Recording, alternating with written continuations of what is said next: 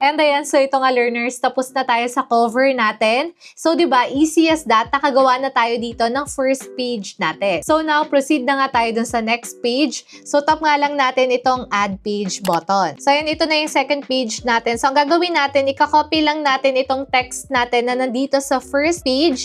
And then, ikakopy natin yan dito. So, adjust nga lang natin yung position yan. Ayan, dito natin yan ilagay sa gitna. Now, kapag okay na tayo dito, punta na tayo dun sa next step.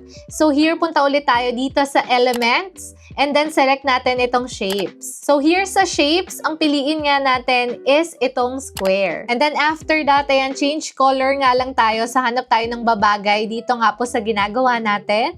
So, ayan, meron namang mga recommendation dito sa gilid. So, pili na lang tayo kung ano yung magustuhan natin dyan. So, here, try natin yung lighter color. Ayan, this one. And then, after that, baguhin nga lang natin yung corners niyan. So, lagay nga natin dito mga around 10. Ayan.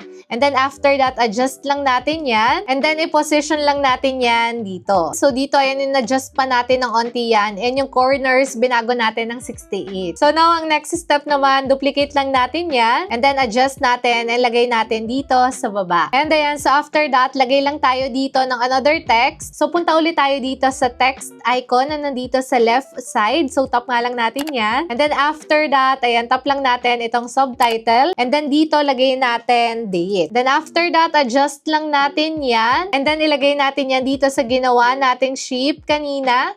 So, ayan. So, baguhin lang natin yung font color. By the way, dito, learners, ang ginamit ko na font is itong Open. Now, duplicate lang natin yan and lagay natin dito sa baba. And this time, ang ilagay naman natin is Smooth. So, dito nga, since smooth yan, lagay tayo dyan ng emojis. So, here nga, para makahanap tayo ng emojis, punta tayo dito sa Elements. And then, isearch natin yung word na emojis. And from here, ayan, hanap nga tayo ng icon na babagay nga po dito sa ginagawa natin. So, dito, learners, ayan, maganda yung mga ganito lang klase ng line. So, para mas minimalist siya. So, after that, kung kindik nga po natin yan, meron nga pong tinatawag dito na magic recommendation si Canva. So, makikita nyo yan dito sa side. Ayan, itatap nyo nga lang po yung see all button para makita nga po natin lahat yan. And ayan, so diba, ito pare-parehas na siya. So, hanap na lang tayo dyan ng gusto nating ilagay dito nga po sa ginagawa natin. So, dito ayan, so nakahanap nga po tayo ng ganito klase ng emoji. So, ang gagawin natin, change color lang natin yan. Yung babagay nga po dito sa design na ginagawa natin. So, dito ayan, pinalitan natin yung color. So, adjust lang natin yan para magkasya siya dito. And ayan, so ito nga completed na yung emojis natin. And once done nga, ayan na yung magiging itsura niyan.